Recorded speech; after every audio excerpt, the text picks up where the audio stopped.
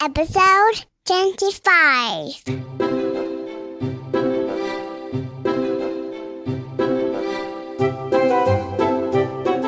You're listening to the Read-Aloud Revival podcast. This is the podcast that inspires you to build your family culture around books.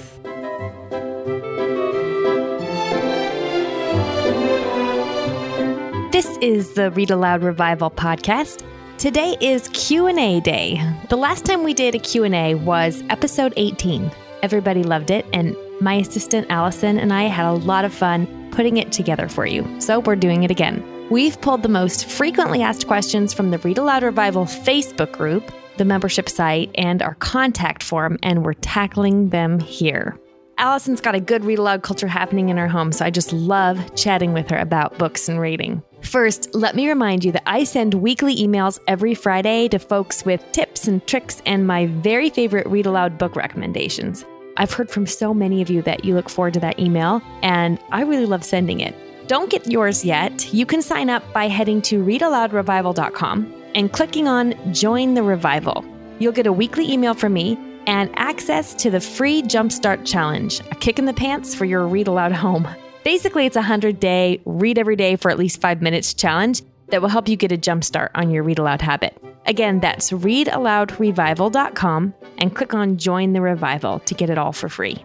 I admit the very best part of today's podcast is Posey's outro at the very end. I mean, really. Just listen into the end and you'll see what I mean. Give a 3-year-old a microphone and, well, I should have expected it. Anyway, you ready for today's Q&A? Awesome. Let's get started. So, Allison, thank you for coming back onto the show. It's so much fun to have you here. Well, thanks for having me again. I was excited to join you again. Well, we have seen quite a lot of similar type questions on the Read-Aloud Revival Facebook group and in our contact form and in the membership site. And so we thought we could tackle some of those today. Do you want to jump in with some of those? I would love to. Some of these are questions that I have myself, so I can't wait to hear how you're going to answer them.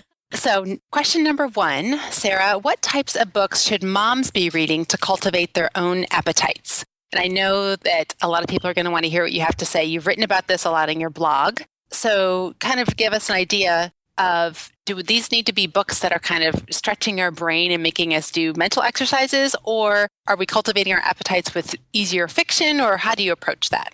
Well, I think there's a place for all of that, actually. My favorite place to write about this is not just on my blog, but in Flourish, which is my bi-monthly e-magazine. And we can maybe put a link to that in the show notes. It's free, and I send it out by email. And I love to put in there some of my most recent favorite reads or the things that have helped me grow or cultivate my own appetite, my own intellect and all of that. One of the things Brandy Venzel at Afterthoughts has taught me is a Charlotte Mason principle, which is basically to have 3 books going all at the same time. And Charlotte Mason called that mother culture. And she would say, have something hard that challenges you. Have something medium, that's not like brainless, but, it takes some thought, but it's not like Aristotle or something. And then have something easy, not necessarily just fluff, but something that doesn't take as much brain power. And then you can just pick up whichever book you feel most fit for. And actually, Brandy has a post on that and a post on another take on the same idea, which is to have 3 books going, but maybe 3 books that feed into the different parts of your life. So say fiction. And then I like to read, because I'm a homeschooling mom, I like to read books on education. And so I will try to have 1 book relating to fiction, or 1 book of fiction, 1 book relating to education, and then a book relating to my spiritual life.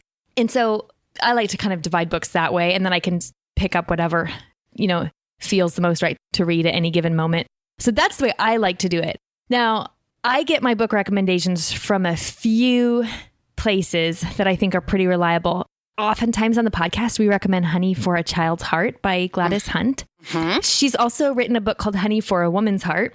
I have not read that. Okay, I have it on my shelf, and I will admit I haven't dug into it a whole lot. But I am very happy with her other 2 books, the Honey for a Child's Heart and Honey for a Teen's Heart. So I have a feeling it would be a good, reliable place to go for book recommendations. I like to go to Susan Wise Bauer's The Well-Educated Mind for my hard reading, but I will emphasize that is hard reading.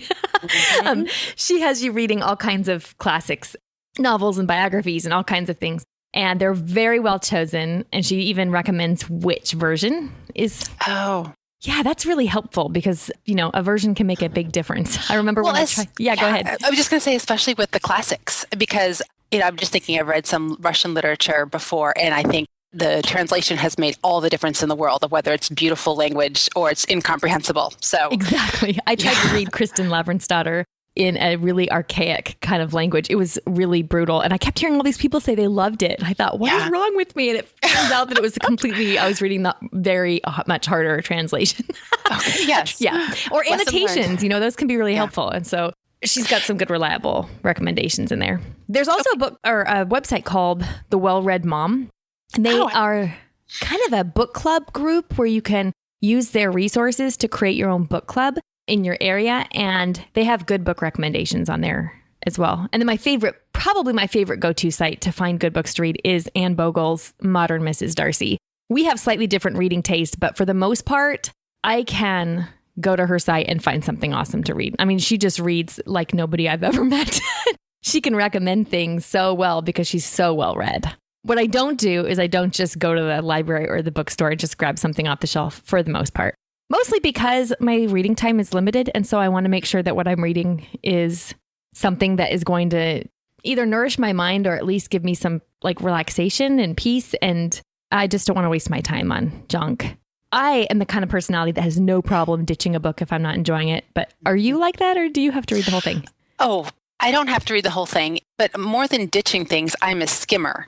And so except for fiction, I don't skim fiction. And if I don't love fiction, I'll definitely ditch it. But if it's nonfiction, something that's making my brain work really hard, which I always say makes my brain hurt, which is a good category, good anaerobic exercise for my brain, then I can skim it. And I don't need to read it for every single word, which is a discussion my husband and I have a 500-page book on a biography of a person that he's read 6 biographies about. And I look at him reading the same book night after night, and I say, babe, why don't you just skim it? You already have the entire biography of George Washington memorized. Why you and no, he has to go through page by page, and that kind of thing drives me nuts. Oh, that's so funny.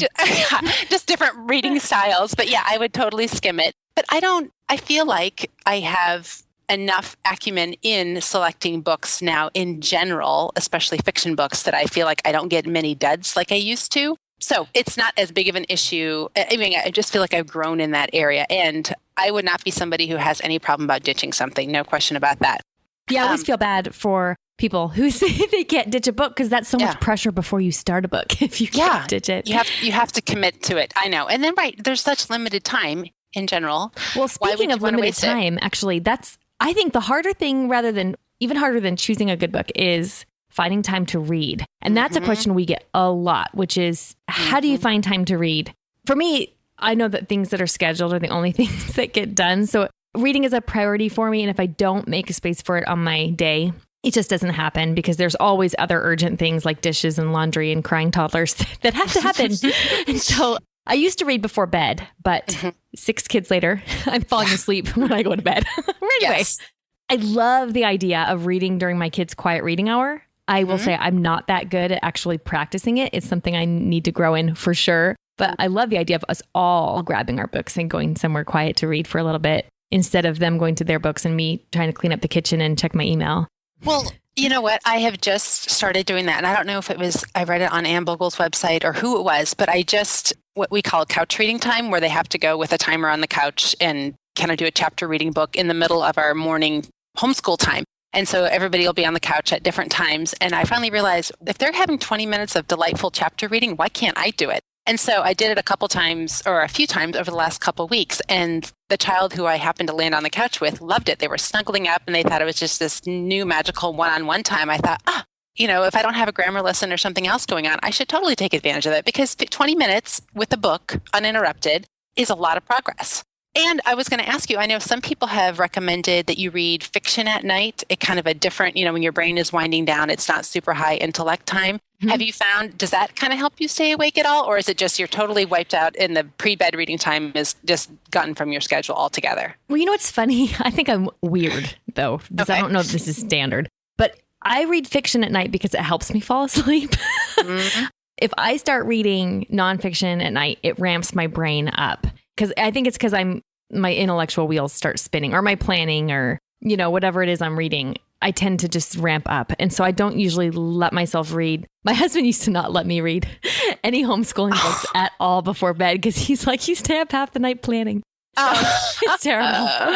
Or at least dreaming and scheming. Yes, so, yes. Yeah. Okay. Well, great. I think that you've given me a lot to think about there. So question number 2, about creating your own book list. So I know that you and I have actually said this to each other already. And I know other people have the same question of how could you recommend such and such a book? We read that and we hated it, or that my family, my children were terrified, or everyone was bored senseless, or whatever, that kind of thing comes up. I was hoping you could talk a little bit about why no two families are ever going to have the same book list.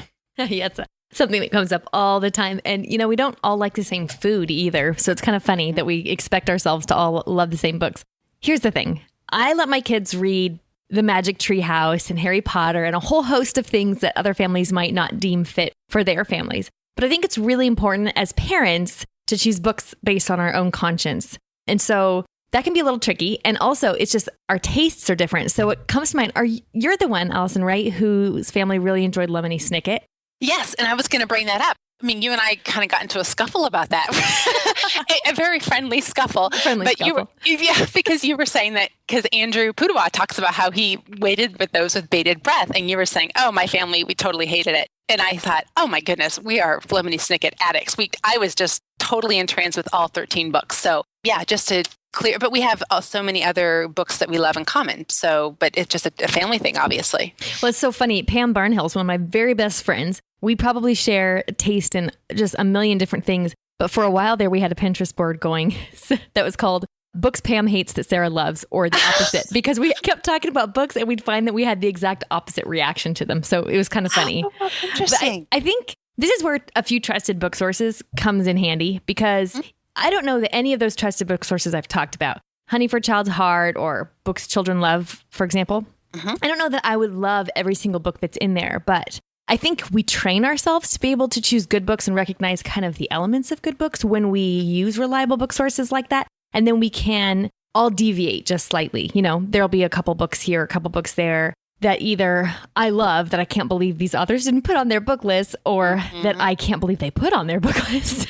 So I think that's just to be expected. And it's, one of those important things that we don't want to abdicate our responsibility as parents to provide books for our family that we believe nourish them. One of the things I think could really help is that Adam Andrews created a workshop in the Read-Aloud Revival membership on how to build a perfect reading list. And his principles and practical helps, I think, are really helpful in just helping a family figure out the best and right reading list for themselves. Okay. Well, that's something to check out on the membership site. Hey, this discussion reminds me, have you read I Capture the Castle? Yes. Dodie Smith, right? Yes. So, okay, in one sentence, you loved it or you hated it? I land somewhere in the middle. Okay, so I bought this is a perfect example. Anne Bogle recommended it, and everyone was just wildly raving about it, and it seemed like it was cropping up everywhere. I immediately bought it. I read the first chapter, and I threw it away. I didn't even take it to the recycling, the bookstore I thought, this is hideous. This is trash. I can't even stand this. And then I thought, wow, this is so interesting. So talk about ditching. I ditched that thing after I just dropped $9 on it, and then I threw it in the trash. I thought that it was so terrible. But so many other people who I like and respect read it and liked it. And I thought, I'm missing something there, but you fall in the middle because so many I liked it. I didn't love it. I remember picking it up because Melissa Wiley mentioned it. Okay. And she's another awesome resource for books for moms too. No, I don't think she has any, I could be wrong about that. I don't think she has any complete lists or anything on her site, but she'll just drop titles that she's reading. She's a voracious reader, so she's a wonderful resource. Yes. But she recommended that book years ago. And maybe it's because the conversation around that post that she recommended it, the women were just raving about it. So I had kind of high expectations for it. But I enjoyed it. I read the whole thing, which means I enjoyed it because I didn't ditch it. But it's funny. I raved about Alice Ozma's The Reading Promise, and I still do. I still think it's the best book I read last year. And I know that some of our listeners to the podcast they just didn't know why I raved so much about it. And that happens with every book that I rave about. So I think it's just one of those things that's, we all have just a little bit different taste. And so it's like kind of a developing thing to just have confidence in your own, ability to read a book. So I always want to give that caveat when people ask me for book recommendations. Right. And at the end of the day, it's not a personal attack on somebody else if you don't like their favorite book. Of course. So we can all still be friends, even Except if you don't like. I'm not quite sure. You threw it in the trash? Really? I threw it in the trash. I thought, well, I could have offered that up to free, but no, you know what? I should not recycle this, or this book is not worth recycling. So I apologize to all the I Capture the Capsule fans out there. Just not a fan.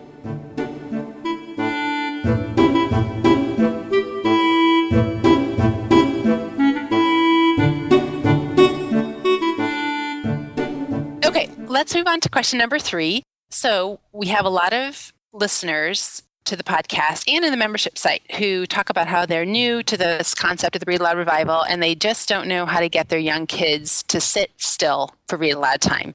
A lot of moms will say, my kids seem uninterested, they're so fidgety, they keep whining, they'd rather wander out of the room, find their Legos, do something else. So what are some, maybe top 2 or 3 tips for brand new read aloud families, people who are trying to make this a priority, but they're struggling to get it off the ground?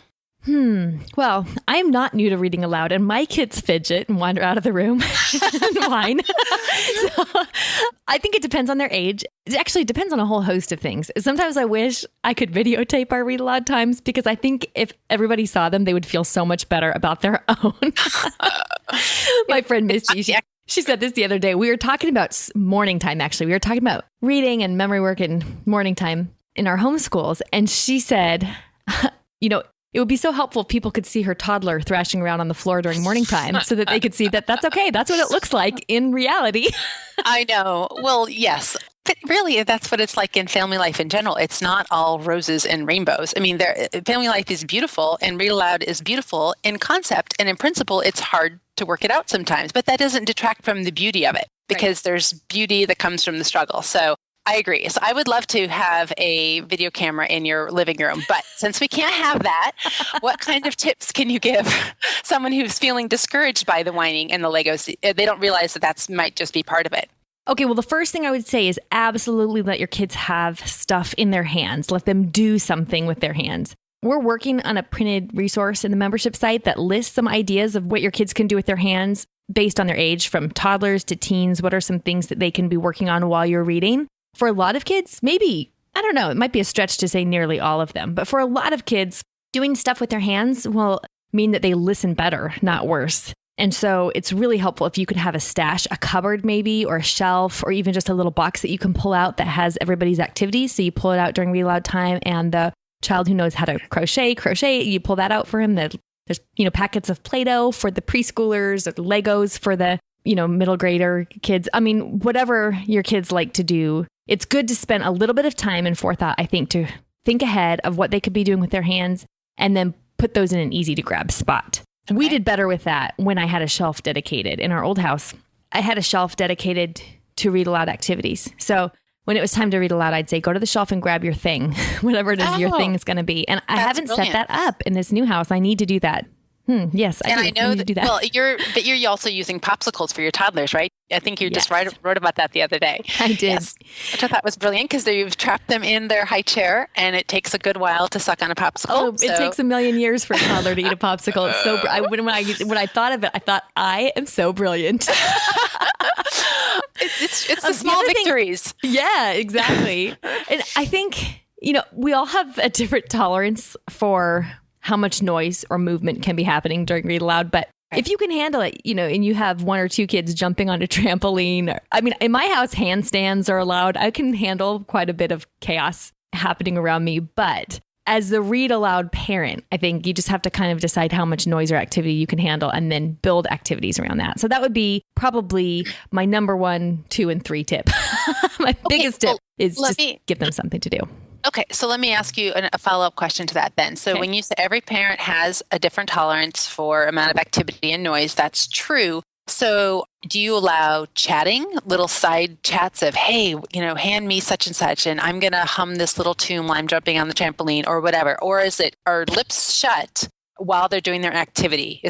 So how do you, other than the toddlers, obviously the toddlers you can't control necessarily if they're going to talk, but elementary age and up, what's your rule on talking and if it's not a question? I don't really mind it until it bothers me. Isn't that nice and clear and helpful? Clear as mud. So if we're sitting at the table and everyone's coloring, say with markers or colored pencils, and they're, hey, can I grab the red? That doesn't bother me whatsoever. Can I borrow that one? That doesn't bother me. If it's like, get your feet off me, you're kicking me because they're on the couch and they're, fighting over cushions, that will drive me crazy. So that's a completely unclear answer, but you have to be inside my brain to know what my tolerance level is. Well, and every mom can decide what works for her. I think that would, me personally, I wouldn't, if someone said, hey, can I have the red marker? I mean, they would get the stink eye from me big time. I would not even remotely allow that. I just want all silence except for the 2-year-old. She can, I can't control her little jibber jabbers, but everybody else has to be completely silent unless it's a relevant question. But that's because it's very jarring to me to be interrupted. So, but other people like you have a greater tolerance for that. So,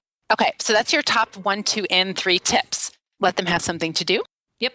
Okay. Excellent. And the only other thing I wrote down is for possibly 2 things to think about for a newbie Read-Aloud family is explore the whole realm of audiobooks. But somehow it seems like that might be there's more flexibility in that if the kid has it in their room and they can be racing around on the floor doing all their stuff, but they're still getting, they're starting to grow in their ability to listen to the longer chapters like you just talked about in your most recent podcast, number 24. So audiobooks is just a very gentle introduction, I think. And I know we have that whole great interview with Misty Winkler about that. And then the second thing I thought of was maybe picking a topic they like. I mean, so if they're super into, outer space or spaceships or the Civil War or something like that, maybe try to start off a book if a couple other titles have failed. So those are just 2 added things that. Yeah, that's a really good idea. And actually that Honey for a Child's Heart, she divides books based on fantasy or historical fiction or for kids that love animals, that kind of thing. So that can be a really good place to start if you don't know where to start and you're brand new to reading aloud and you think, I don't even know how to capture their interest. Yep. My oldest daughter is really into historical fiction. So she's going to be much more excited about a historical fiction book that we've picked up than she will about fantasy. Now, we do stretch outside that, but when you're just getting started, I would go with something that's going to be an easy fit. Easy win. Okay. Yeah. Well, great advice. Okay. Next question. How do you prioritize reading aloud when you don't homeschool?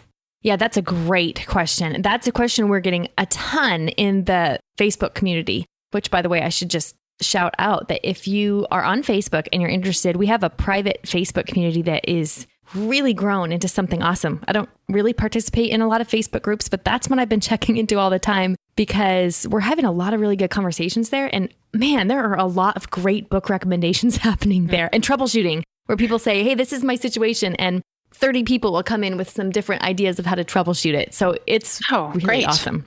Yes. So one of the things we hear a lot there is, what does this look like in a family that's not homeschooling? And we're going to be doing a whole podcast episode on this in the fall because really family culture is family culture, no matter where your kids go to school. Mm-hmm. So I really think, you can build your family culture around books no matter what. And we can use some of the similar principles. So one of the principles we talk about here at the Read-Aloud Revival is pegging your read aloud times to things that are already happening every day. Meal times, reading aloud during lunch or breakfast or just doing it at the same time, hooked to an activity that's already going to happen. So people are going to eat. And so if you peg your read aloud time to that, then you probably are going to read. And that can happen with a family that goes to school. Just do it with a meal time that you're all together. Breakfast might be kind of a trick. If you're trying to get kids out the door, that would be hard for me anyway. Mm-hmm. But dinner or right after dinner, or I would just be really creative, reading aloud with some kids while you're waiting outside the sports activities of other kids, doing a lot of reading aloud on the weekends, even if you can't fit it in a ton during the week, or reading aloud shorter periods of time, 10 minutes, not feeling like you have to do some 30-minute read aloud session, but just 10 minutes before bed or 10 minutes right when they get home from school or whatever your family life looks like, fitting it in and making it a priority. And the easiest way I know how to do that is to peg it to something that's already happening. Well, that's a great idea. So you mentioned something that about if you're, for example, stuck outside soccer practice and you've got 2 kids in the car and 2 kids on the field. And so possibly reading to the 2 kids in the car is something else. So do you ever do that in terms of not having all children present who are into the story, who are engaged in the story. I just know that would be a heresy in my family if, if one child was off with dad doing something and that the rest of the family read the book without him. I can't even imagine how much horror that would be. So well, are you advocating that? Well, I wouldn't do I have done that, but I wouldn't do a book that we were all reading together and then I continue to read it without a child present. I would do a different one, and probably short stories. Something like, I like to recommend the James Herriot book, Animal Stories, or Thornton Burgess, or Winnie the Pooh would be a good one because they're kind of an episodic type story where you can just get one little, you don't have to read it sequentially necessarily. Or my 11 and 9-year-old love fantasy and my 13-year-old not so much. So I could definitely see if she was at youth group or something, reading a fantasy book to them and her not missing, feeling left out at all. But I wouldn't start, let's say, The Green Umber with everybody and then read it when one child was gone, because that would be heresy, I think. Yeah, totally. Yeah, that's breaking all the family culture rules on the Read-Aloud Revival. Yeah, exactly. Am I remembering right that Melissa Wiley talked about that with some of her kids? So she would, like after lunch or something, she would kind of go into one kid's bedroom and then... I forgot about that. Yeah, she would go in and that would be her one-on-one time with them. Which sounded beautiful and lovely, and you could snuggle up on their bed and everything. But I thought, man, she would have her fingers in lots of different books. But if that's what worked for her, that's what worked for her. But yeah, I could see my kids really loving that. But just being my 13-year-old would probably love it if I could sit and read Jane Eyre with her. And my other kids are not interested in that yet at all. Right. The thing I think I would focus on if I was reading to kids that were in school is just in delighting in books together, because the kids would probably already be doing things like book reports and literary analysis of some kind at school. And I wouldn't want that to be an extension of school. So I would focus on making it a really wonderfully delightful, formative, and nourishing time. Picking maybe a childhood favorite or something fun like Charlie and the Chocolate Factory or something. And, pop some popcorn and read 10 minutes a day or something. Just really focus on making it fun and delightful.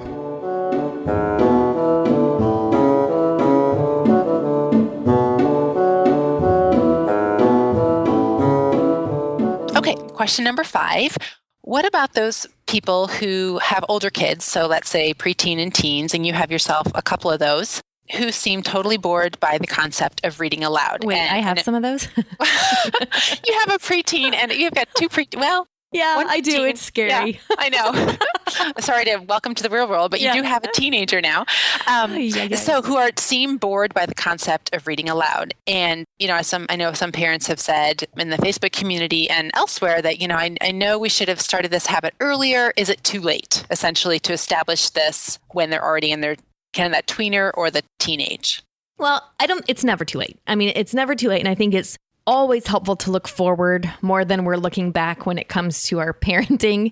I've just noticed as a mom, I feel that way all the time with my oldest. There's so many things I feel that way. I could have read them more Bible stories, or I could have, oh my goodness.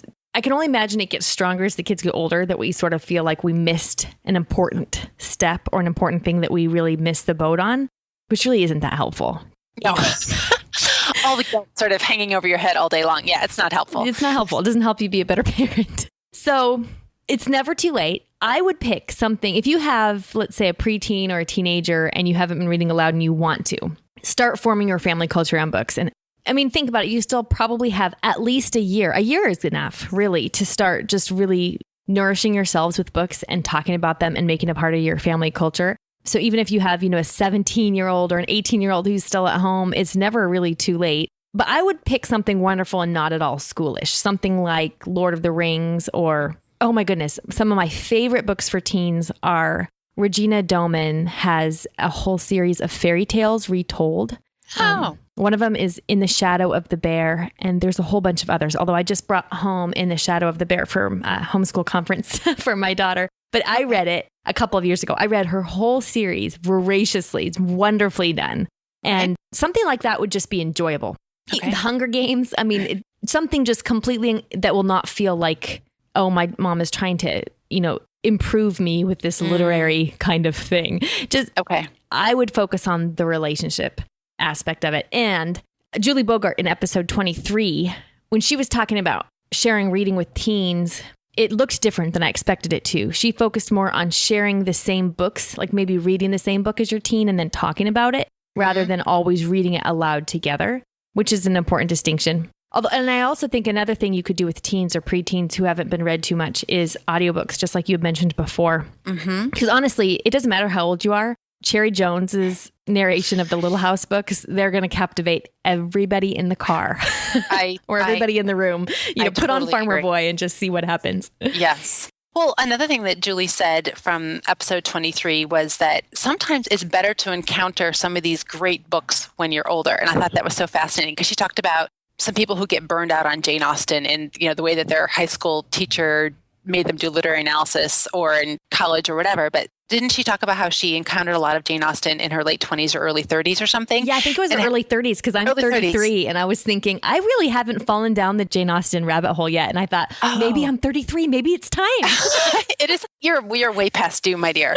But yes, once you get down that rabbit hole, you never need to come out again. It's so wonderful. So I thought, that's something to file away, that you don't have to fit in every single classic, once you hit those teen years. And then the other thing, just to encourage parents who have teens, I just heard an interview of a college professor earlier this week, talking about something totally unrelated. But he talked about when they had, I think, 3 or 4 teens in the house, they realized that they hadn't made kind of family devotional kind of breakfast time a priority for them. They wanted to slow down. So starting when they had all these teens in the house, they had never done this for the whole childhood experience. He and the wife got up early every single morning to make big breakfast like pancakes, waffles, bacon, eggs, whatever. And then they read aloud together and they did a little family devotional. And he said, one of the kids in the house, they only did it 1 year. Some of them they were able to do it 2 or 3 years before they graduated from high school. So he and his wife really regretted not starting that when they were younger, kind of prioritizing that time before they went off to school. But he said now his kids are in their 20s and 30s, and that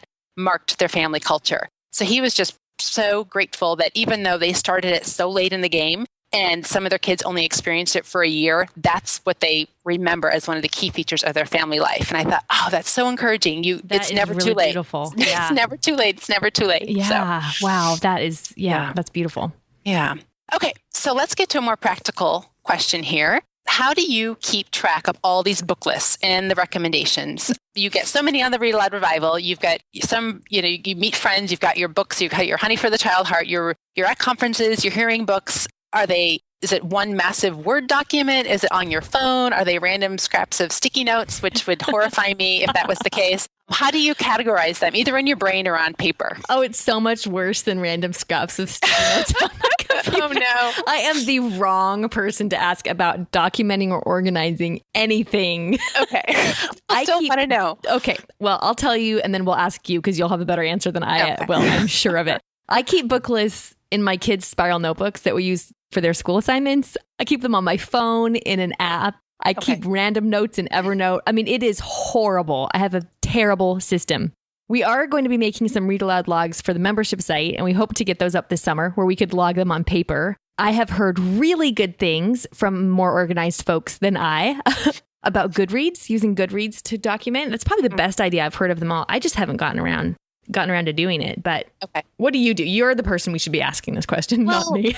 Yeah, I mean, my system has changed. And so something that's just super simple is that when I, for example, when I listen to a podcast of yours and I think, those are 3 books that I want to get, but it's not in the budget this month. So a simple thing is I save things on my Amazon cart. This is just so basic. I'm sure everybody has it. And so I could have, 150 things saved in there. And then as things pop up, as money as becomes available, I say, okay, I'm going to pick 3 things and then add it in and then I buy it that week or that month. And so that's just one very practical one. But I also have one little system that triggers my brain is if I fall in love with a particular author, but I know I can't buy every single book that they've written right now, even though I would love to in a particular series. Mm-hmm. If I buy one, so for example, like Ralph Moody, I want to get all the Little Britches ones. Mm-hmm. We only have one right now. And I know eventually I want my husband to read aloud all of those, but right now we only have one. And that's a trigger for me on my bookshelf. Okay, eventually I want to buy number 2, 3, 4, and 5, and 6, and whatever in that series. So that helps me just as a visual I don't have to track that anywhere. I just know that's a key author. We want more of him. So he's going to be coming down the pike. But other than that, I do have a massive Word document, which is not everybody's cup of tea. And I've just gathered them from, I'll have good friends who I'll just say, hey, give me your book list. And then I'll just cut and paste it in there. And then I'll see, okay, I'll delete her. I delete that one because we already have that one, or I know that's not our cup of tea. So, there's probably thousands of titles in there. And I don't reference it super often, but I know that it's there. And if it makes its way into that list, at least I don't lose it someday. So it's not a super great system, but that's the best I'm doing right now. Okay, well, that kind of reminds me, a few years ago, I did do one thing that's going to blow you away, since you know me so well. You're going to be like, where on earth did you come from when you did that project? So we like to read stories of the saints or other stories that go along with the church year. Okay. And so I went through all of our books that had collections of stories of the saints or Bible stories or any other kind of liturgical based reading. Yeah. And I went through and made a document. So I don't have a ton of them, but maybe 5 main anthologies of saints books and then some biographies. So for example, I would go through them and now I'm spacing some. Okay. October 1st is the feast of of Saint Therese the Little Flower. So I would go through all of our books and see which ones had stories of her. Okay. And then whatever ones did on my document under October 1, actually, I would write down all the different places we had stories on our shelf about that particular saint.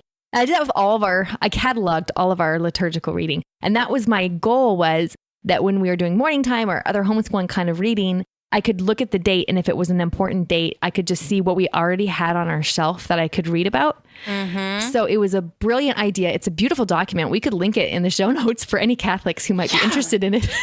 But I don't use it very often because it's a little more organized than my brain tends to. Okay. I'm having an out-of-body experience. I can't even believe that you had such a thing. That's so amazing. I'm so proud of you.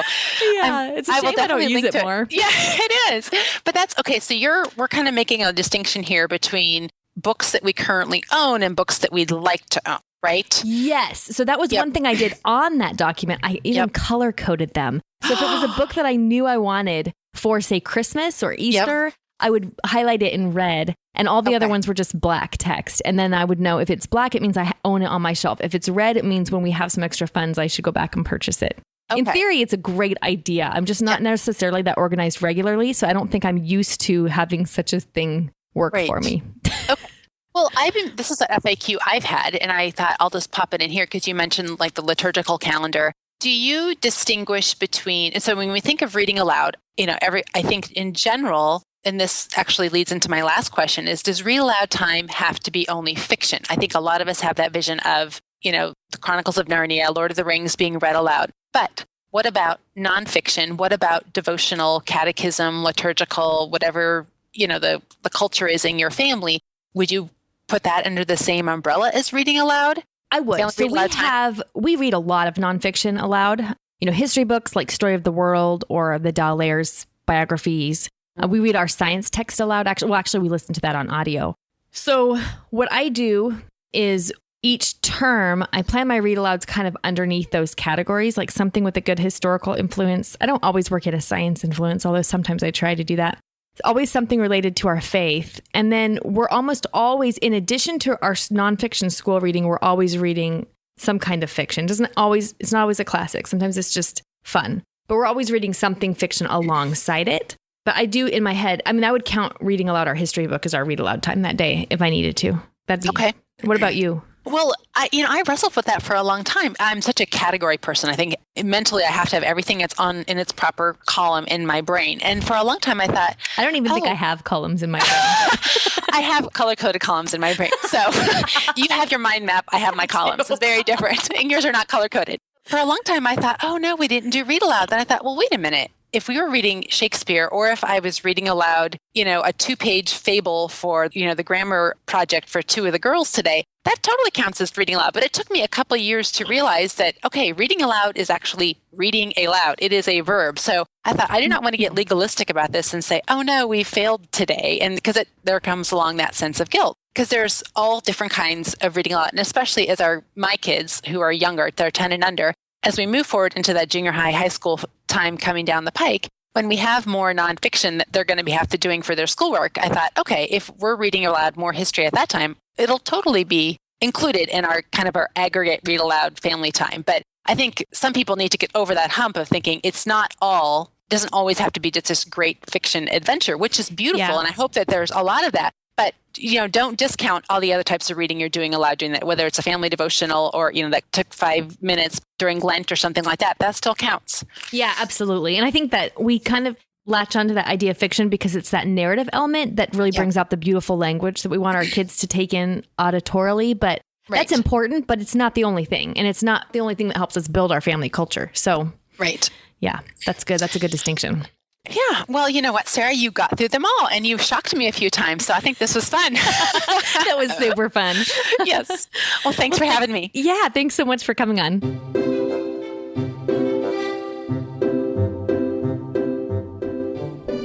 Now it's time for Let the Kids Speak. This is my favorite part of the podcast, where kids tell us about their favorite stories that have been read aloud to them. Hello, I am Jonah. I'm 4. I like the story of Fallen Ann. Hello, my name's Juliana from Colorado, and I'm 7. I like the book Green Ember. My mom just finished reading it. I loved it, and it encouraged me to be brave and having adventures. Goodbye! Hi, my name's Jackson. I'm 14 and I'm from Colorado. My favorite read aloud that my family has recently read was Boundless by Kenneth Opel. I like the action-packed mystery that kept me waiting for the next chapter. Hello, my name is Adeline. I live in Bosnia. And what's your favorite book? Millie, Molly, Mandy. What do you like about the book? The big carrots with the fat roots. Yes, and what's Millie Molly Mandy's full name? Amanda and Margaret Amanda. My name is Elijah Irby, and I'm 7 years old, and I live in Sarajevo, Bosnia, and my favorite book is Harry Potter. What I like about it is I can't put it down. Very good. Thank you so much, kids, for calling in. And remember that your kids can call in and leave a message for me. If you head to readaloudrevival.com and scroll to the bottom of the page, you'll see how. Remember that all of the notes for today's podcast, all those books and links and articles we mentioned during the show, they can be found in the show notes. So head to readaloudrevival.com, look for episode 25. All right, Posey, take it away, my dear. Thanks for tuning in. This is Ben, Sarah Mackenzie, and me. What do you like to say in the microphone? But But? we say poop. Seriously? That was a lot of jobs. That was a lot of jobs. Do I need to pay you for podcasting? Yes. Pay you with kisses? There was a lot of kisses.